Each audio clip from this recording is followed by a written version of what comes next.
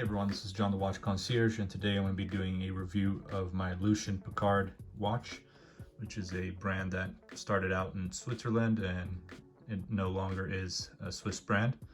And I'm not even sure exactly if it's still making any new watches, but it's a brand that, like many other Swiss brands, including brands like Invicta, ended up dying out around the 70s or so.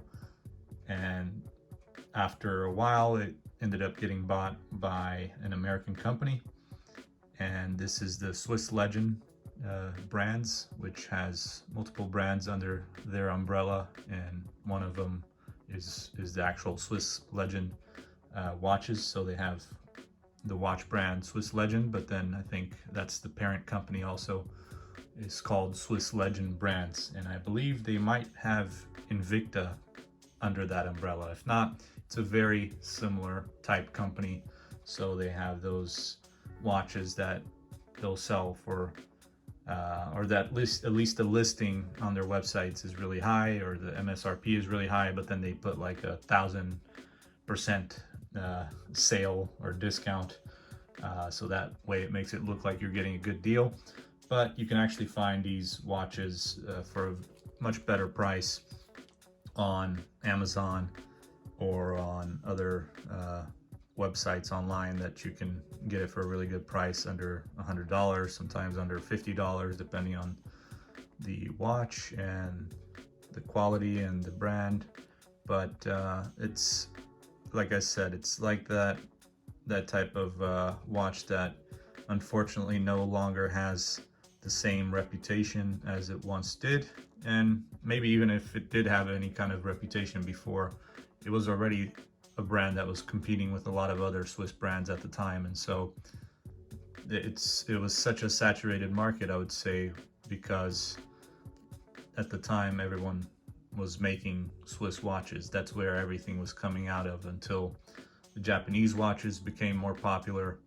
And of course you had French watches and German watches, but Swiss was really where a lot of these brands were having their watches made, was in Switzerland.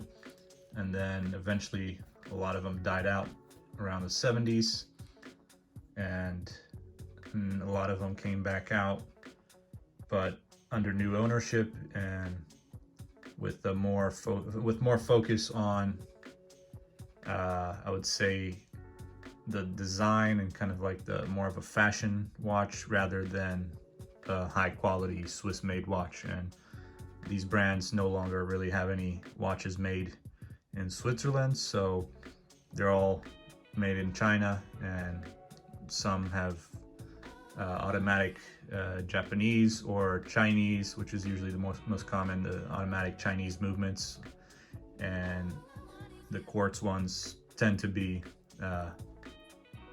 Miyota's or Seiko movements, quartz movements. And this one in particular is actually has a VK movement, which is the hybrid mecha quartz movement, which you can see there. You got the mechanical part, which is the chronograph seconds, which is the main seconds, center seconds on this watch, and you have the minutes right here for the chronograph. So, and I actually like these subdials because they're quite unique. They're a little bit different than the hands that you'll usually get with most chronograph.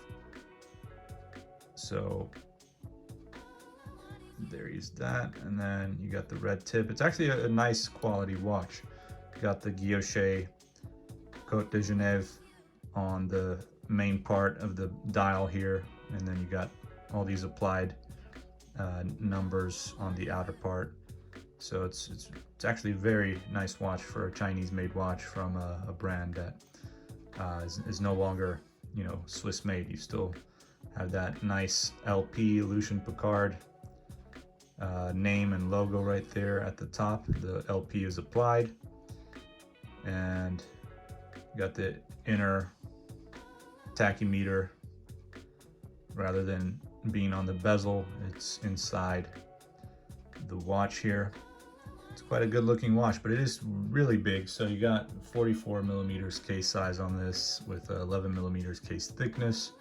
So at one point, maybe, you know, when I first bought this around 2020, I was more into the style and the look of the watch and the design rather than how big it was. But now I've come to realize that, you know, it's okay, but you can see it's definitely quite big on my wrist. For someone with small wrists like I have, it's not the ideal size really. So I would say 44 is maximum, but I'm really starting to think that maybe 43 millimeters might be the maximum size that I should really go for, or that I should kind of place as a limit for watches that I buy, because it just looks too big. And sometimes, depending on the lugs, this one actually has a nice curve going down with the lugs here, but it still kind of extends out and it looks a bit too big.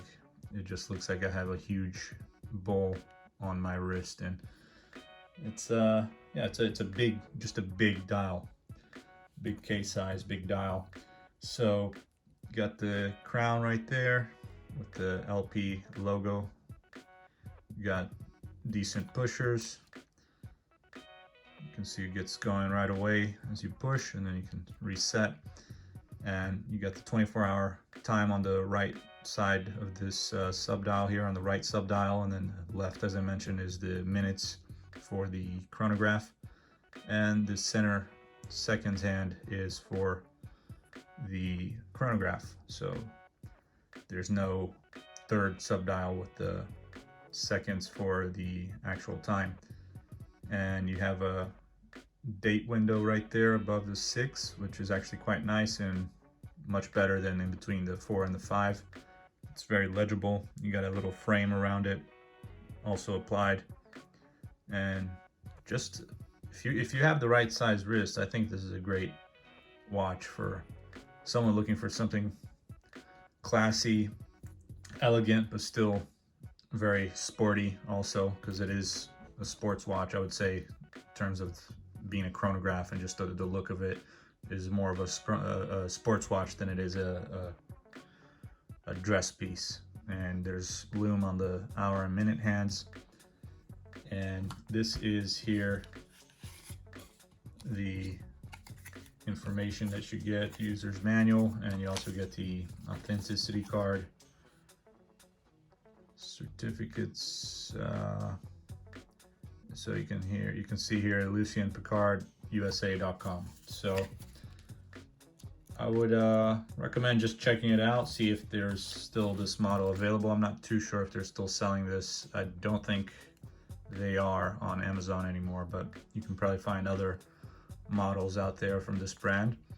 And this is actually the Navona is what they call this particular model, although on Amazon and on other websites it'll say Navona GMT, but it's not a GMT. It just has a 24-hour time, but it's not a dual time zone. There's no third GMT hand here, so it's not really a GMT watch. And the crown has a good grip, it's a good size, but no screw in. This is just a 50 meters water resistant watch, so it's not made for going in the water. You can see here in the case back a screw in, which is perfect, because a lot of times with quartz watches, sometimes you just get a pop off case back and it's just terrible to put back in. Whereas screw in is much easier. And you get here the Sapphitech crystal is what they're saying. So this is their own crystal that they say is harder, or is better at being resistant towards impacts. And so they kind of, the way you see it, if you look in the website, you'll see what they're saying, but they try to make it sound like it's better than sapphire crystal, when in fact it's probably just a hardened mineral crystal. So it does the same job as most mineral crystals do, which is good. And all mineral crystals typically are better than sapphire when it comes to dropping the watch and shattering. Mineral crystal is more resistant, whereas sapphire is more resistant in terms of scratching. So you don't get scratches on sapphire crystal, but it is more likely to break if you drop it, especially on hard surfaces. So whereas mineral crystal like this would maybe be a lot harder to break right away, but there's a chance that obviously you'll get a scratch a lot easier than you would with sapphire crystal. So that's really it in terms of the glass here. But I've mentioned the movement is Japanese VK Seiko VK movement. It's got 50 meters water resistant, which is 165 feet, and this is the 11187. I think that's the reference number here, and it's a nice looking watch. It's got actually decent finishing all around. You got brushed top part of the lugs here, and side of the case is all polished, and the leather strap is actually really good quality, but it does have this kind of annoying butterfly with no buttons. It's just kind of like a click-on butterfly clasp, and it's easy. When you put it on the wrist, it can easily pop back out. So I would say you could probably switch this to something else, but this is not ideal when you don't have the buttons that you can rely on, and it's not really a good clip on right here. So if you click it in, it just makes it a lot harder to keep this clicked on, and I can just give you an idea of how this, and it's just a little bit hard to put on this type of straps on, but so you can see, you try to put that through there and pull this. It just doesn't work as efficient as you'd like to, but there you go. But then clicks on, it can stay like this, but sometimes it will pop out easily. Like any kind of hard movement, I would say, can easily kind of make this come off. So it's not the ideal clasp, but it is definitely a nice leather strap, very good quality for the price that you can get this watch for, which on Amazon was probably around $60 or so. And it's genuine leather, and you got the name of the brand here as well. And on the buckle, you also have the name of the brand. And it's just a really good color, rose gold with the brown dial. It's really good. And I like that they have at the center part of the dial that is different than the outer part here. And it's just a really nice looking dial for a watch that's so affordable. So they put in the most work probably on the dial here, making this look nice.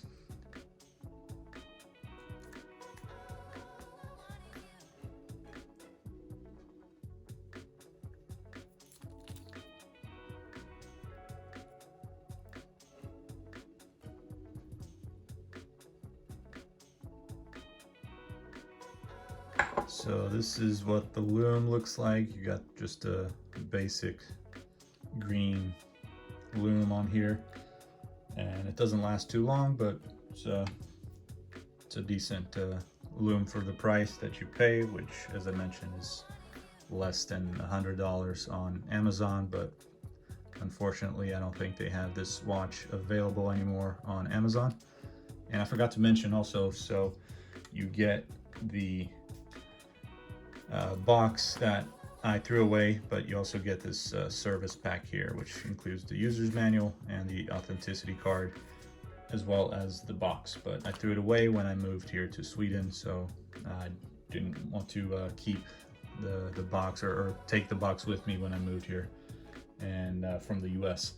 So yeah, you probably won't find this on Amazon in Europe, because this is now an American brand, so it's more likely you'll have an easier time finding this watch in the US rather than in Europe, so, or any other part of the world, but who knows. Anyways, thanks for watching. Make sure to subscribe, like, check out all the other videos I have on my channel. Make sure to comment, and if you have any questions, feel free to leave a comment and question. can also send me a message on Instagram. Make sure to follow me on there, and also on Watch Crunch. And you can also pay for the membership that I have. That would also help the channel and keep me going and trying to improve on the quality of the videos and the content, as well as keeping up to date with all the stuff that I'm posting here regarding the watches. And you can also receive faster responses from me if you have any questions and things like that. And if you move up on the membership level, which starts, by the way, at $5, which is the lowest that you have to pay for the lowest tier of the membership, so it's pretty cheap. But the other tiers, you can pay a little bit more, and you'll get more exclusive content, videos, photos, and other stuff that I can do, like live video chats that we can do, and all that other stuff. So you can check out all the information in the membership section and see what's included. But yeah, thanks very much for watching, and I'll see you guys next time. Take care.